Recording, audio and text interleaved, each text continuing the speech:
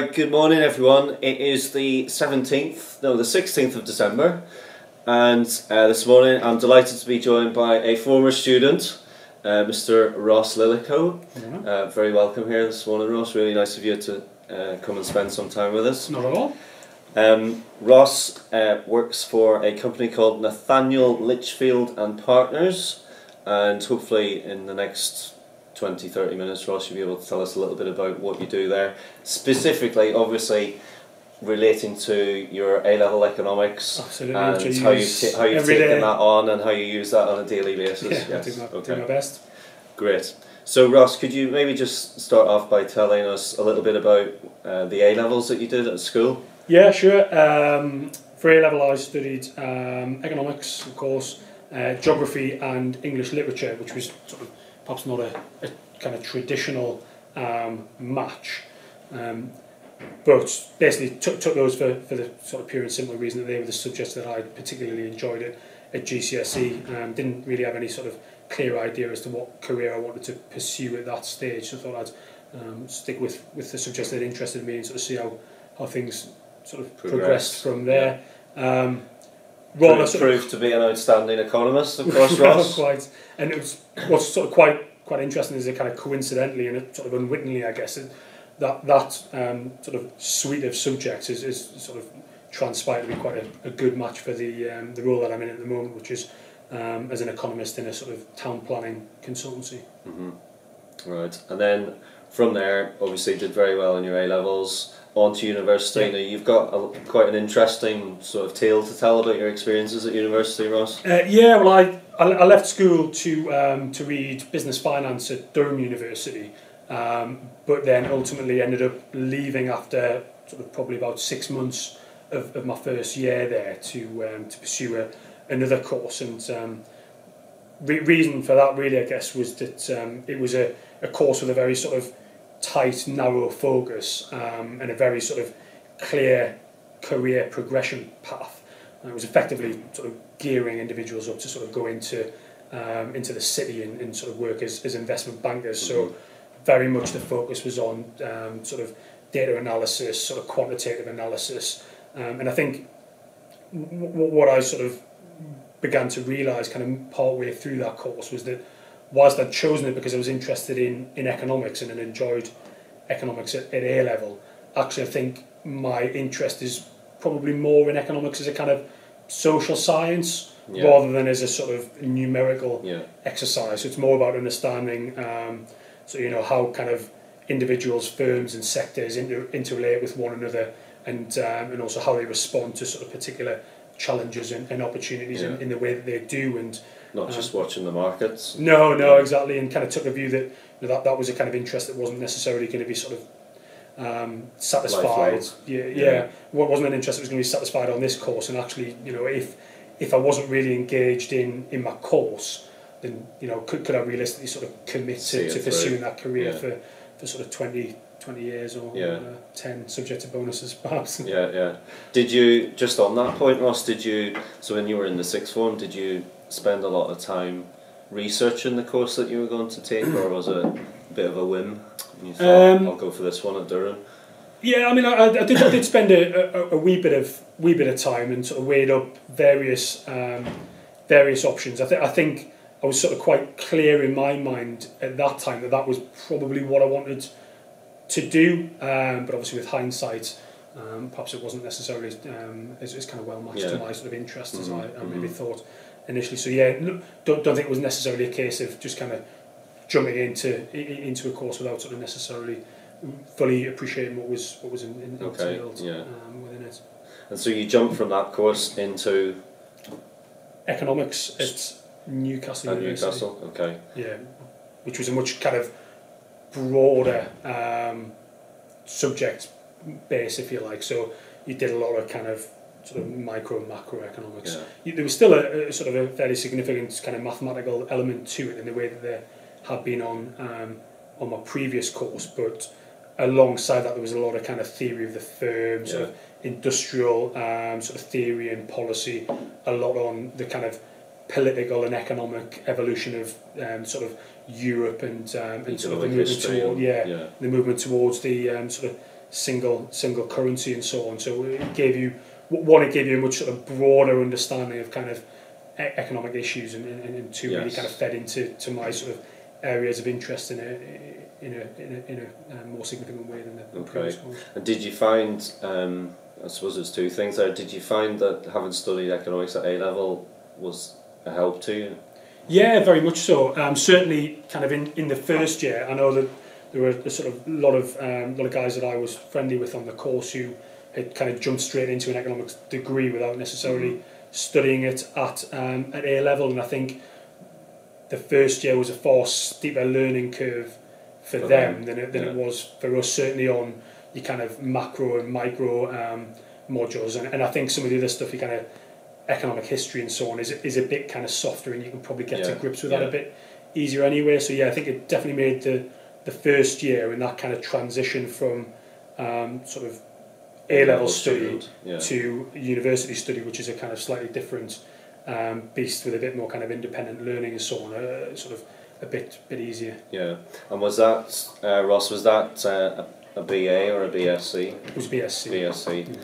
So in terms of the sort of... Yes. So where were we? It was a BSc. BSc, right, okay. So the reason I'm asking that is because we've got quite a few students in the sixth form who do A-level economics, but they don't do A-level maths. Right.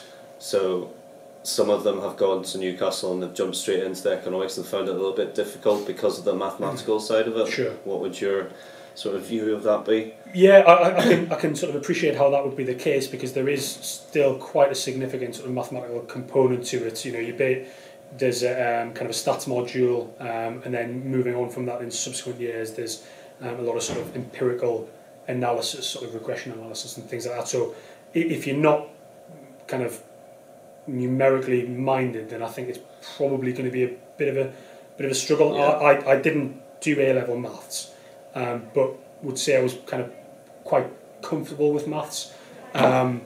So I think on the kind of flip side to the economics, where I had a bit of a sort of head start on some of my kind of peers.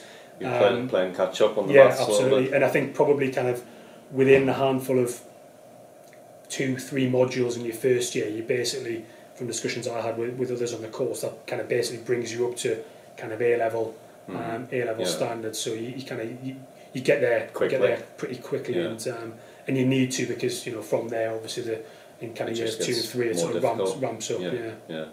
Okay, right. That's I think it's really interesting that, because it's good advice really for the kids that we've got at the minute in terms of what is an appropriate choice and what's not an appropriate choice.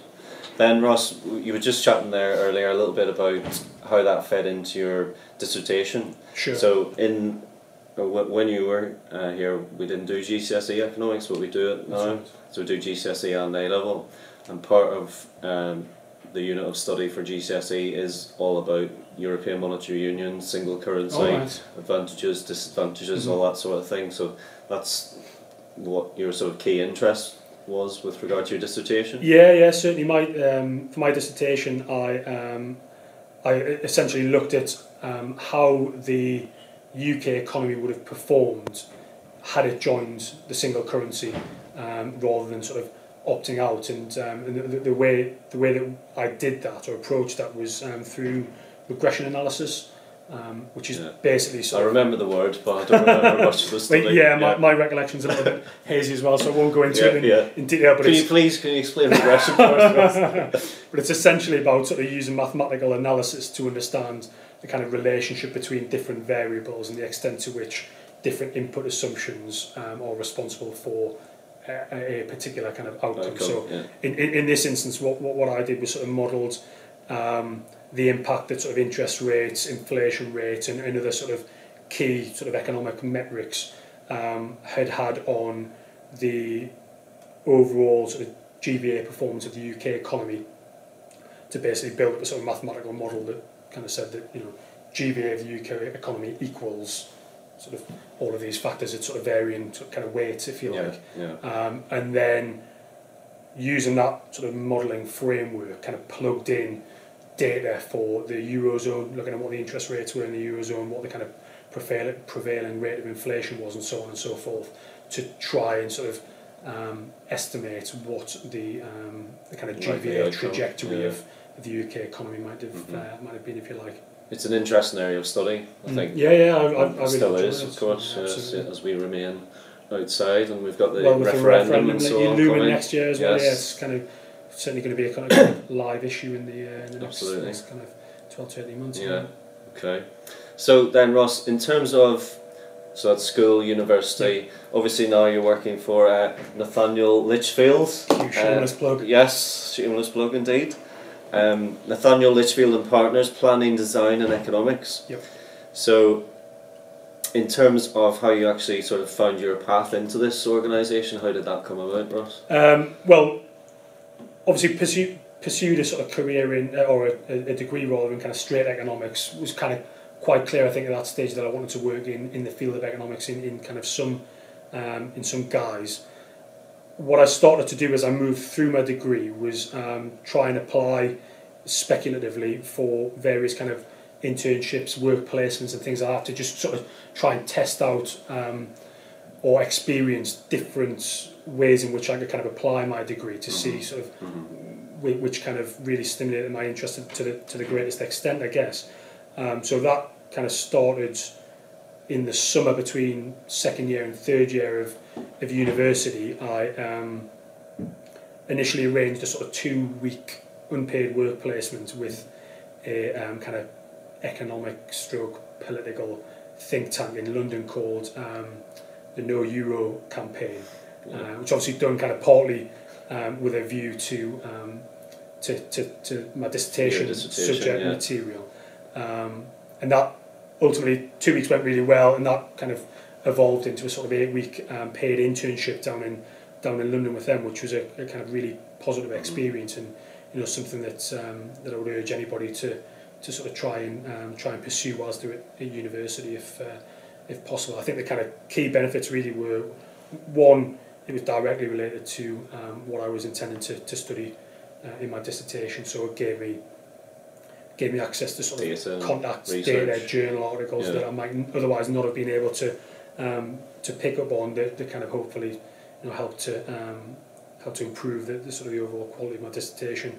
It also was just kind of a really good thing to have on my CV for when I started applying for jobs moving forward, rather than just the sort of standard bar work and kind of retail work, which is all I'd had on there up until that point.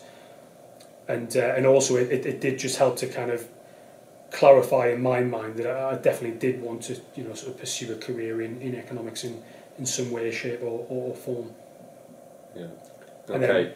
Sorry, go ahead. So and now in terms of your role in the organisation, I think it's very difficult, Ross, when teaching economics and you're learning about the theory of the firm and all these quite abstract things, and you wonder, well, how will I ever apply any of this in my job role in the future? So have you got any sort of any examples of how you actually use your economics on a day-to-day basis? Yeah, definitely. I guess, is it worth kind of before that just sort of backtracking and sort of giving a little bit of an overview of kind of what it is that we do, because I guess that'll probably help to understand kind of how I apply the kind of the theories and concepts that I learned at A level and at university as well. Basically, my role at NLP is heading up our economics team in our Newcastle office. We're a sort of national firm with 8 offices across the UK, but they don't all have an economics function. So basically my team provides sort of support to a patch that covers kind of Scotland down to East Midlands. Right, okay. How many economists have you got? There are 4 of us in my team, so it's not huge. 20 of us across the firm, with the largest team being in London, kind of reflecting the scale of the market there. The work that we do covers sort of services for the public sector and for the private sector as well. In terms of the private sector, I guess the area of work which is of most relevance, and the one where I apply this kind of skills that I learned at A level, is probably in the sort of economic impact work that we do. So we assess the potential economic impact of individual development proposals on behalf of kind of developer clients.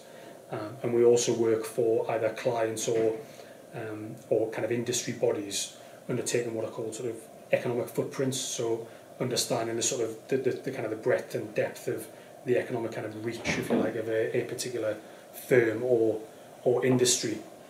And obviously when you're assessing the economic impact of a development proposal, quite often it's to make the case to government that you need kind of gap funding to support a scheme, and particularly at the moment, given sort of the kind of the current funding context, that's funding is more scarce than it was when I kind of first started working in 2004. So it's a more kind of competitive environment than it was. And when you're looking at kind of making the case, what he's really trying to do is demonstrate net additionality.